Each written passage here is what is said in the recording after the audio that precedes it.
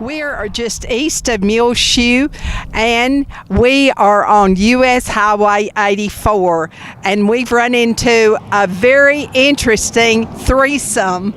Erik Bendl and his dog, Nice. Is that right? Nice, and he's a 7-year-old blackmouth cur. We've walked from Lubbock. We left last week, and we're headed to New Mexico for diabetes awareness.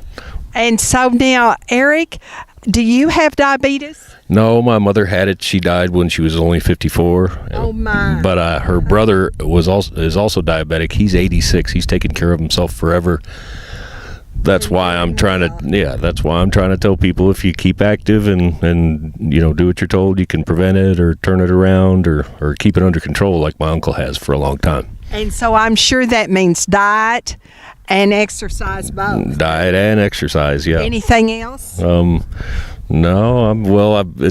I've walked 10 different walks. We've walked 6,000 miles in 40 states, and I'm trying to spread that message that we all need to take care of ourselves. Now, why the world?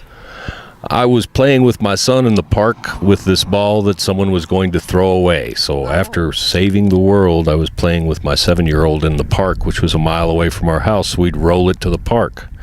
Everybody thought we needed a cause after months of me playing with my son. Since my mom had died from diabetes, she was a state representative in Kentucky. And a reporter who had known my mom came and interviewed me about playing with my son in the park with the world.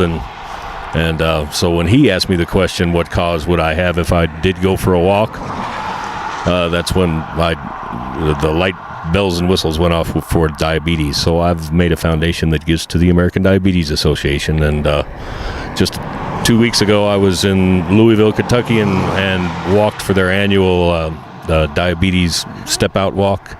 They also have a bike ride and an alert day. When I was all those years ago, when I walked with my son, they had an alert week, and I walked 160 miles the first time by myself to promote that alert week. And then 6 years ago, my uncle was turning 80. They were having a surprise birthday party for him, so I figured I would walk to his birthday party 400 and some miles away in Pittsburgh.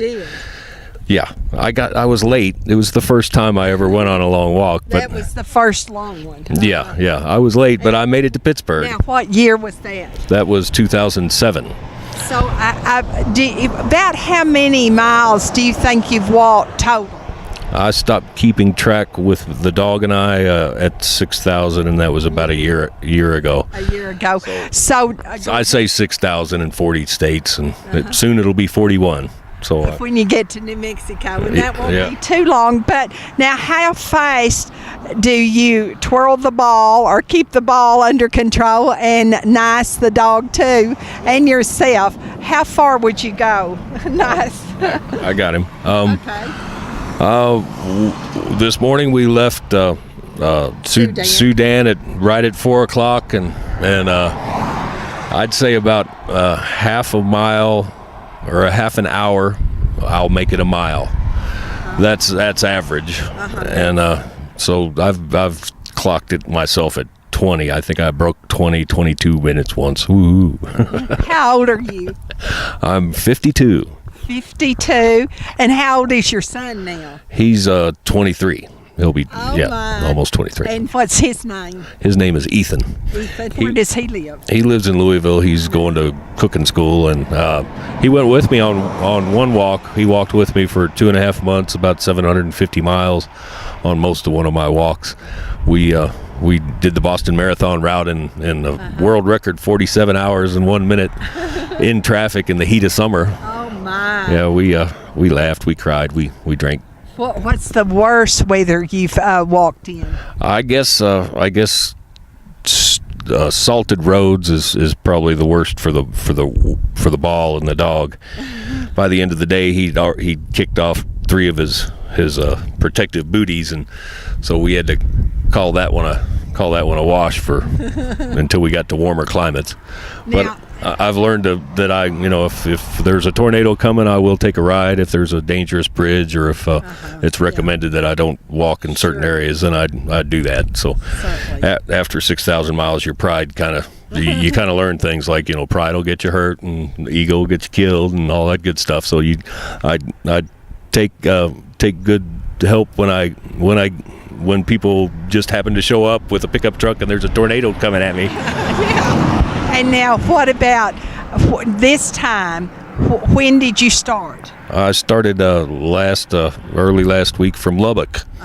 I last Sunday I left from Louisville, Kentucky, and I came up to Lubbock and you drove. I drove. Yes, after walking out of Kentucky so many times, I'd have to walk hundreds and hundreds of miles just to get to the next state.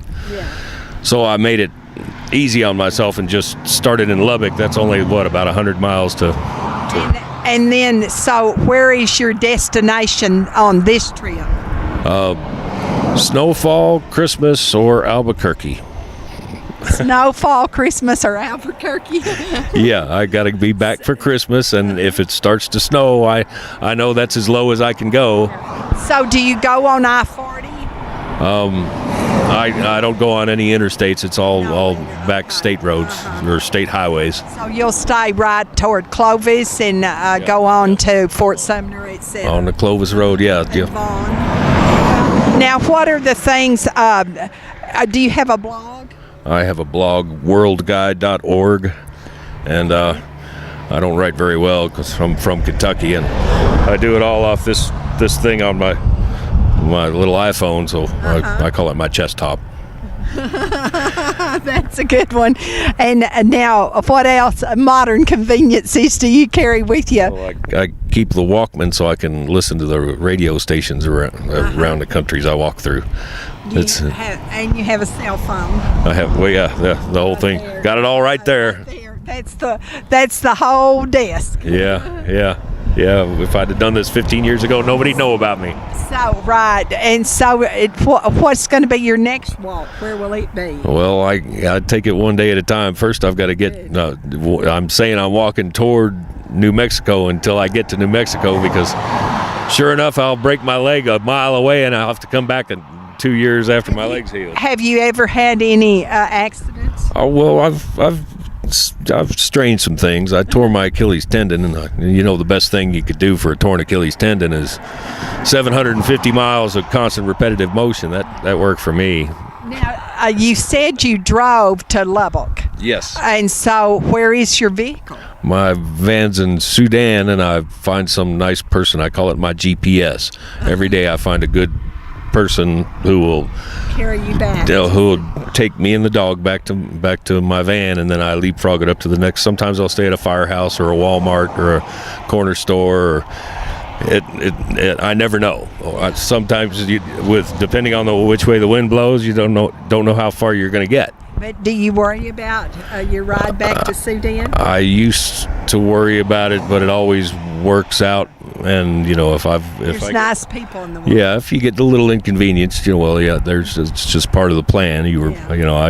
After pushing against the wind all day, it's because I needed to meet you at this corner. So now, what about you left this morning at 4? What time is it right now, Gil? 11.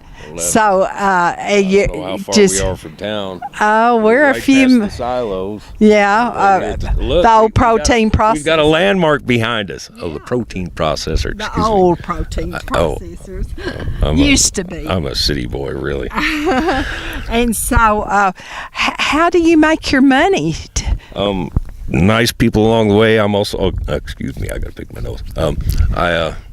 I'm a carpenter, and I pay my bills up when I'm at home, and then when I'm on the road, like I said, I've made this foundation, and after the American Diabetes Association is the sole beneficiary, and I did the thing with the IRS. The last conversation I had with the man was, I asked him if I could walk across country now, and he said that he wasn't the final authority, but 2 weeks later, I got my little piece of paper that says I'm a 501c3, so I'm bona fide. So it's all. Now, what is this? Just a stick?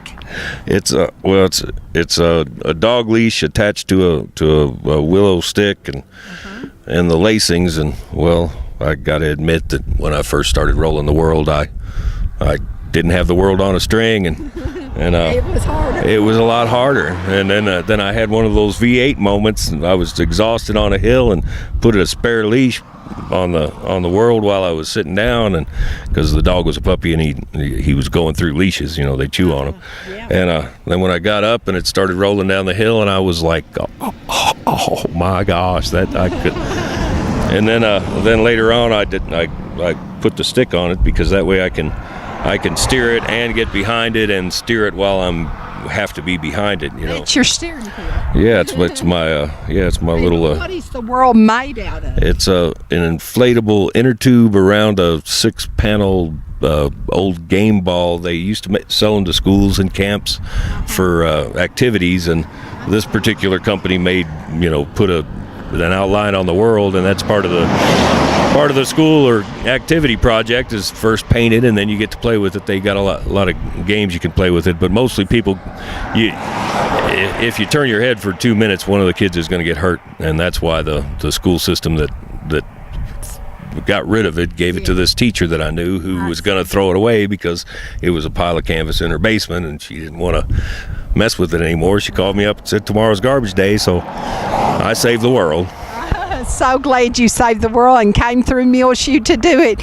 And now tell me your mother's name that you're really doing this in memory of. Gerda Bendl. And she was from Kentucky. She was born in Pennsylvania, but we lived in Kentucky for her whole. She did a lot of good in Kentucky, and it's there's a little button on worldguide.org that has a little bio of my mom. I see. And so now your uncle that you walked up to his 80th birthday party, what's his name? He's 86. His name's Bernie.